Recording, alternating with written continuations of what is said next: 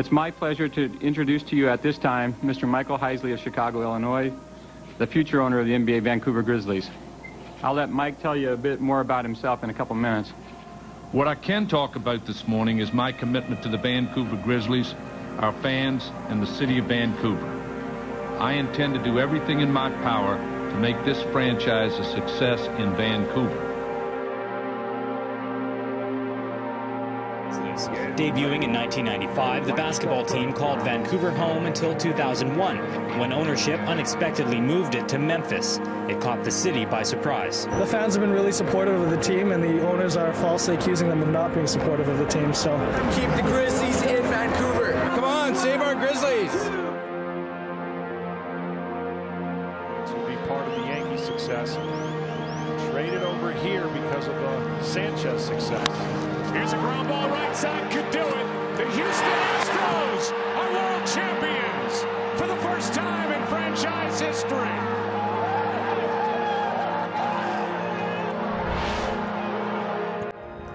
I think they should definitely do something. I don't know what, but to cheat like that and not get anything, it's. Said they've been cheating for 3 years. So do you think they cheated in 18 and 19?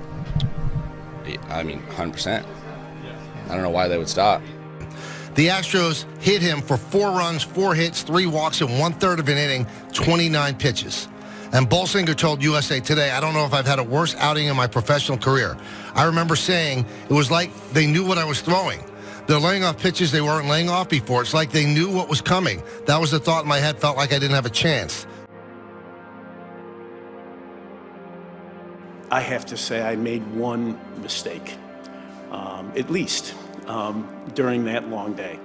And I want to apologize for that. There's no excuse for it. I made a mistake. I was trying to make a point, but I should have made it in a more effective way. And again, I want to apologize for it. I will say this, I've awarded 5 World Series trophies. There is no greater pleasure in this job than awarding that trophy. I understand what it means.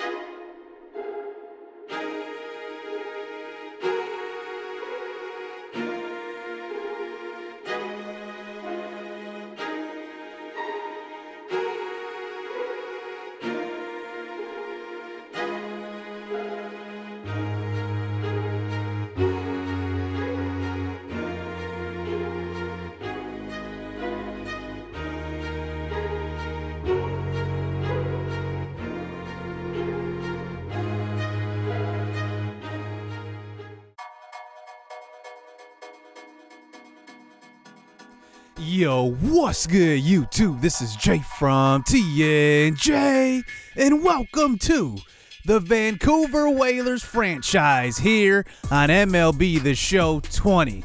Now, this is history. This is going to be the first ever expansion franchise in MLB The Show, and look at this. We are going to Vancouver, returning back.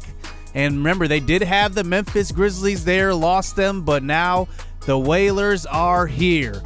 Now, this is a true expansion franchise. The Houston Astros no longer exist, and we will explain how we got here.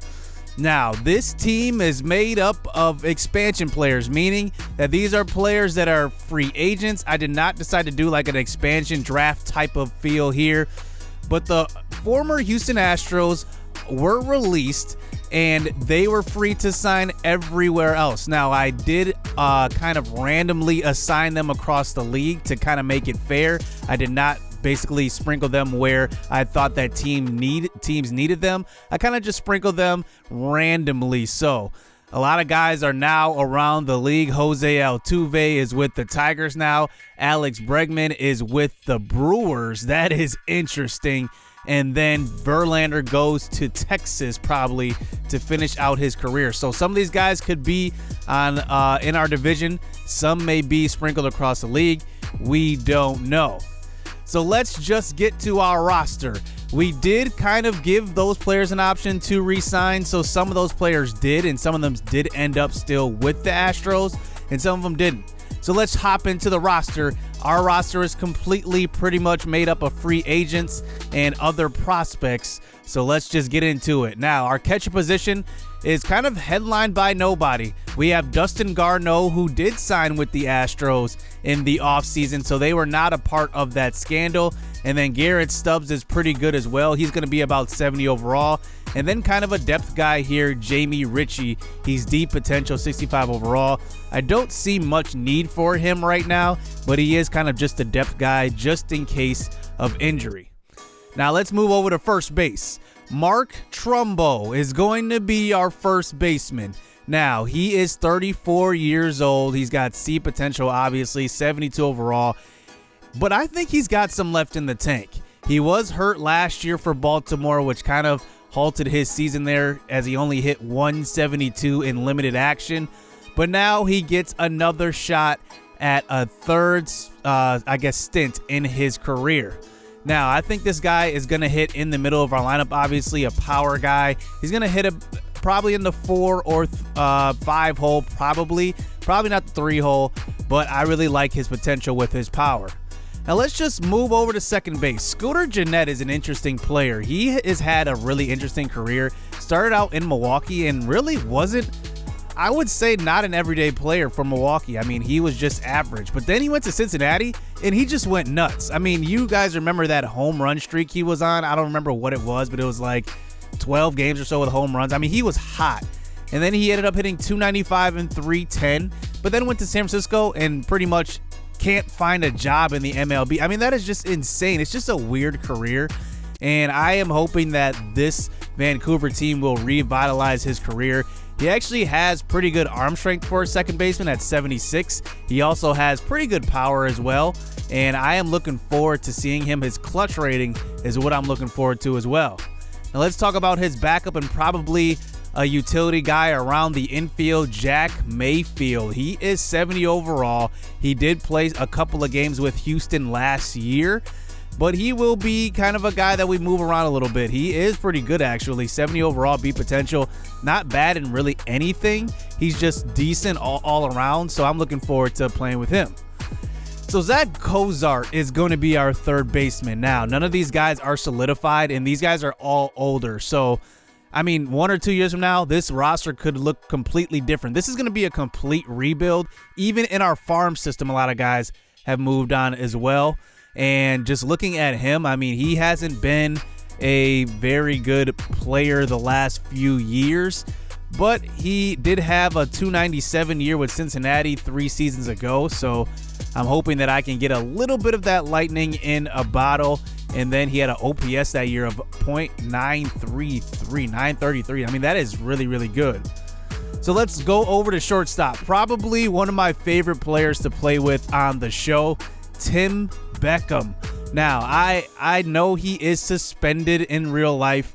It was about an 80-game suspension, and he played 88 last year. So I got to figure that 80 plus 88, I mean, it's close enough to a full season, and it's close enough to 80 games. I mean, come on now. I mean, it's close enough. So he's going to be our starting shortstop, and I just like how easy it is to play with him on the show. It's easy to hit with him, and he plays everywhere. So I am looking forward to playing with Tim Beckham again. Like I said, one of my favorite players in MLB The Show. Even last year, he was at D potential. He started out. We ended up playing very, very well with him. He got up to about a C potential, a high C potential, actually. So let's talk about the guy that probably is going to benefit the most from this expansion franchise. It's going to be Kyle Tucker, because he's been sitting behind George Springer, all these good outfielders and all these good players. He's kind of been overshadowed a little bit, kind of waiting his turn. He finally has his turn. He is a great fielder. He does have good arm strength, not elite arm strength, but pretty good, and good speed. So right now, he's an all-around batter. He's going to bat leadoff for us because we don't have many options at all, but I can definitely see him shifting to probably the 2 spot or the 3 spot even down the road. I guess we'll have to see how he develops, and I don't want to ruin his development. Obviously, in the show you have high potential guys, and if you move them up a little too early, you could stunt their growth, and I don't want to do that with Tucker. So we'll see how it goes with him. Now, center fielder, well, our outfield isn't very, very deep at all. Lenny's Martin is going to be the starter right now, but he has not been a starter his entire career at all, really. I mean, he's been a guy that's kind of spot filled, and looking at last year, he hit 199. That's terrible. The year before that, 255, 172. OPS is terrible. I mean, this guy is going to need some work. And like I said, the outfield position is not solidified at all, any of them. And honestly, we're going to have to use a lot of these guys as trade bait, even some of our prospects, to get guys that can play right now or even potentially play a year from now or anything like that. Backing him up in center field is going to be 39-year-old Rajai Davis. I'm expecting only 1 year out of him. He's probably going to retire. I mainly have him as a backup because of his speed, and so I can pinch run in situations because there's going to be tight games where I'm going to want to win and I'm going to have a guy on second base. I'm going to need a pinch runner. Rajai Davis is going to be that guy. We'll see. I mean, who knows? He could maybe even take over that starting spot because, like I said, nothing is solidified. But the one position that is solidified is right field as we look at Yasiel Puig. I did not realize that Puig was still a free agent. I mean, no teams have pulled the trigger on him. I am very, very surprised at that. He is still very young at 29 years old. That's young for a batter. Even a pitcher, that'd be really young. But just looking at his career, I mean, he's about a career 266 hitter. His average is 277, obviously, but I think he hovers around probably like the 260s, 270s. If I can get 280 out of him, I'm happy. I think that that's kind of his ceiling, maybe even higher than that. I don't know, but if I can get higher than that, that would be amazing. That is definitely great. He is great defensively, good offensively. He's 81 overall. He's our highest overall guy on the entire roster. So it's going to be fun playing with Puig, bringing him to Vancouver. He finally has that pressure off of him of not playing in LA. So maybe he will break out. Now let's talk about a guy that probably is kind of the model career of an MLB player. This is the kind of career you want. And it's Melky Cabrera because, I mean, looking at his career averages, he averages 285, OPS of 751. I mean, he is just the model guy. You want to hit about 280 in your career. I mean, that is kind of the goal. And just looking at, obviously you want to hit higher, but you get what I mean. I mean, this guy went from New York, and those were actually his worst years. And then he went to KC, San Francisco. And, I mean, he just ripped the cover off the ball. I mean, all of his averages are pretty good across the board. He's never been a bad player. And I think that this guy has a lot of potential with this team. And I think that he might stick for a little bit. He is older, obviously, with 35. But I guess we'll have to see how that goes. Now, let's get to the rotation. And we lost everybody pretty much. But we did sign a couple of guys that are interesting, like Danny Salazar. I think this guy is going to be good for us. He is 30 years old, so he's still got some years left. He is 77 overall, like I said. And then he was hurt last season, so that kind of hurt his season. And then the Indians just released him outright. So I think that we can squeeze a little bit out of him. I don't really know if he's going to be, on the roster, say 3 years from now. But right now, he's going to be our ace going into the opener. Now, Clay Buchholz is older. Now, he is going to be a guy that's gonna kind of protect our younger pitchers, and I'll get to what I mean a little bit later. But I do want to develop kind of some of our younger guys, and Clay Buchholz is going to be that guy in the 2 spot in our rotation right now. And like I said, a lot of these guys are either were hurt last year or just free agents, and we're kind of just picking him up off of the free agent wire. He did have a pretty good season 2 seasons ago with Arizona as he went 7-2 in 98 innings pitched with a 104 whip. So that is pretty good. Now, Rogelio Armenteros is going to kind of be that guy I'm protecting a little bit here. He's 24 years old, B potential, 75 overall, a really good prospect in the Whalers organization. And I think that this guy has the potential to be an ace. And it's not always you have to have a potential guy as your ace. I think sometimes these guys end up being really good as well, those B potential guys. So we'll have to see. I want to kind of protect him in the rotation. And then Jose Urquidy, is that how you say it? Urquidy? I don't know how to say that. Correct me in the comments section. I'll probably look it up, but I'm not that familiar with Houston Astros players because I am from Milwaukee, so Brewers and NL Central are guys that I usually follow. He's going to be pretty good. He's a potential, and that's kind of a guy I want to protect as well. I have him in the 4 spot in the rotation. And then Cy Snead, a guy that played in limited action after getting moved up. He's been kind of a lifelong minor league player so far in his career. Still only 26. He's still got some potential. I may eventually move him into the bullpen. So some veterans did stay with this expansion team. Brad Peacock was one of them. He is pretty good at 32 years old. Chris Davinsky is going to be all right as well. He's 29 years old. He has pretty good hits per 9 and strikeouts per 9, which I'm going to need because I don't know how our team's going to look. We might look terrible, like flat out bad, and we're going to need some good pitching out of the bullpen probably. Brian Abreu is a young pitcher who I will look at a little bit later, but Pat Neshek is going to be a guy that is going to be with us for the next 2 years, and I am excited about him. He is older, so we might only get 1 year out of him. Who knows? But he is coming over from Philly, and he's actually one of our better bullpen guys. And just looking at him, he is due $5 million over 2 years. And, just looking at some other prospects here, we don't have a big budget, and that's one thing that the Astros didn't have. Vancouver definitely does not have it. We did not have a lot of money to build a stadium, so we will be playing in a stadium that seats about 20 to 30,000 fans. But just looking at our top prospect, Forrest Whitley is going to be that guy. He is definitely going to be a guy we want to develop, and he is 6'7", so throwing off the mound at 6'7", the ball is going to come in a little bit different, a little bit harder, and I am looking forward to developing him. Now, Brian Abreu, I highlighted, is going to be one of our young prospects out of the bullpen. I don't want to abuse him, and like I said, I talked about kind of mismanaging players and moving him up a little bit too early. I definitely don't want to do that with him. He is at the MLB level now, but I don't want to ruin his progression. Now, Corey Lee is an interesting player because he is our highest rated catcher in our organization completely. Now, he is 75 overall, 21 years old, so I am banking on that youth a little bit. And one thing about him is that his hitting zones are all blue. Now, once his hitting zones start to turn red in AA ball, I think I'm going to start thinking about moving him up. I have nothing to lose. Actually, I do. Our future, but still. I think he's really good. I think he's an MLB caliber player right now. And just looking at him, I think he can develop just a little bit more.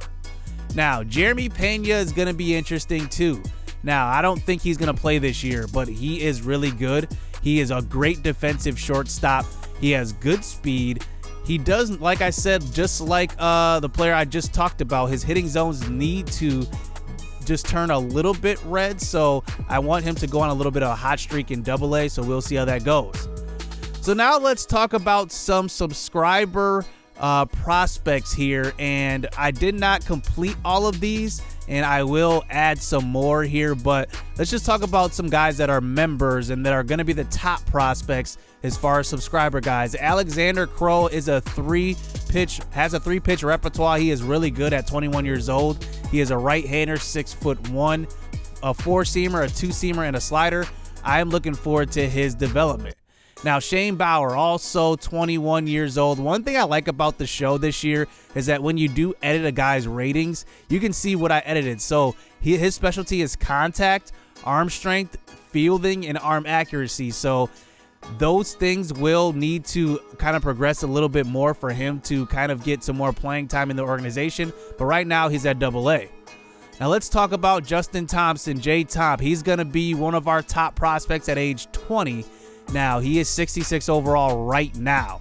There is nothing stopping this guy from maybe even starting next year. Because we have Rajay Davis and some older outfielders, he could possibly steal a spot next season, so I'm looking forward to his progression. Now, before you guys ask what I'm playing on, I know you guys want to ask, and you guys will ask. I'm playing on Hall of Fame pitching, Hall of Fame batting, and I am looking forward to a challenge here in this rebuild. This is a completely different franchise than I'm used to doing. It's an expansion franchise, probably nothing like you'll see on YouTube at all. So this is going to be a whole lot of fun. Now, you will find out more about the minor leaguers soon, as I start to create more of them and get more involved with them. I need to get to know the team a little bit more and play with them. I'm still actually getting used to this gameplay as well. It's kind of different, pretty much not all the same, but it doesn't feel too different. I just like how smooth it is this year. But I am looking forward to this Whalers franchise. So make sure you hit that like button, hit subscribe, stay tuned. Let's get it. Let's go. I've been working hard for a minute. The ones who don't deserve it seem to be the ones that get it. The ones who speak the truth never get the recognition, but the ones that act foolish seem to get all the attention. It don't matter though, yeah.